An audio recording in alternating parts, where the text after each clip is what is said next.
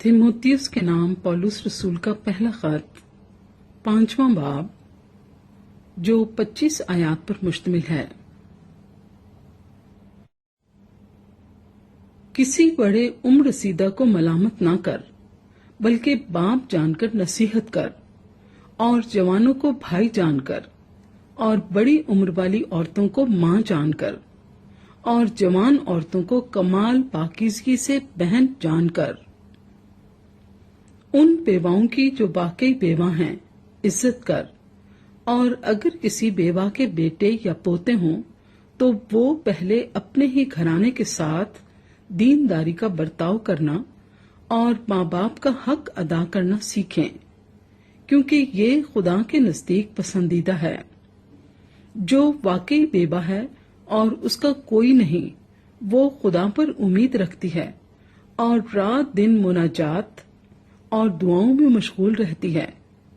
मगर जो ऐशो इशरत में पड़ गई है वो जीते जी मर गई है। इन बातों का भी हुक्म कर ताकि वो बेइल्जाम रहें। अगर कोई अपनों और खास कर अपने घराने की खबरगिरी ना करे तो ईमान का मुनकिर और बेईमान से बदतर है।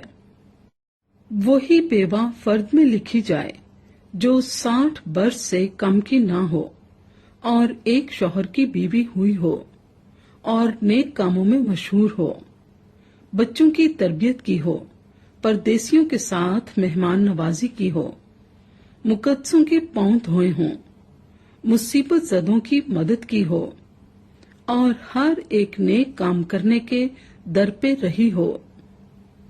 मगर जवान बेवाओं के नाम दर्ज ना कर, क्योंकि जब वो मसीह के खिलाफ नफ्स के ताबे हो जाती हैं तो ब्याह करना चाहती हैं और सजा के लायक ठहरती हैं, इसलिए कि उन्होंने अपने पहले ईमान को छोड़ दिया और इसके साथ ही वो घर घर फिरकर बेकार रहना सीखती हैं और सिर्फ बेकार ही नहीं रहती बल्कि बक बक करती रहती और औरों के काम में दखल भी देती हैं और नाशाइस्ता बातें कहती हैं।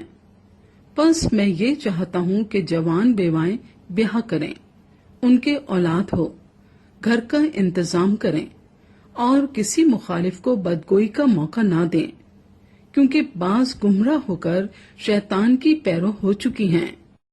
अगर किसी ईमानदार औरत के यहाँ बेवाएं हों तो वही उनकी मदद करे और कलीसिया पर बोझ न डाला जाए, ताकि वो उनकी मदद कर सके जो वाकई बेवा हैं। जो बुजुर्ग अच्छा इंतजाम करते हैं, खास कर वो जो कलाम सुनाने और तालीम देने में मेहनत करते हैं, दो चंद इज्जत के लायक समझे जाएं, क्योंकि किताब मुकद्दस ये कहती है कि दाएं में चलते हुए बैल का मुंह ना बांधना और मजदूर अपनी मजदूरी का हकदार है। जो दावा किसी बुजुर्ग के बरखिलाफ किया जाए, बगैर 2 या 3 गवाहों के उसको ना सुन। गुनाह करने वालों को सब के सामने मलामत कर, ताकि औरों को भी खौफ हो। खुदा और मसीह यीशु और बरगुज़ीदा फरिश्तों को गवाह करके मैं तुझे ताकीद करता हूँ कि इन बातों पर बिला तासुब अमल करना और कोई काम तरफदारी से ना करना, किसी शख्स पर जल्द हाथ ना रखना और दूसरों के गुनाहों में शरीक ना होना, अपने आप को पाक रखना। आइंदा को सिर्फ पानी ही ना पिया कर, बल्कि अपने मैदे और अक्सर कमजोर रहने की वजह से जरा सी मैं भी काम में लाया कर। बाज आदमियों के गुनाह जाहिर होते हैं और पहले ही अदालत में पहुंच जाते हैं और बाज के पीछे जाते हैं।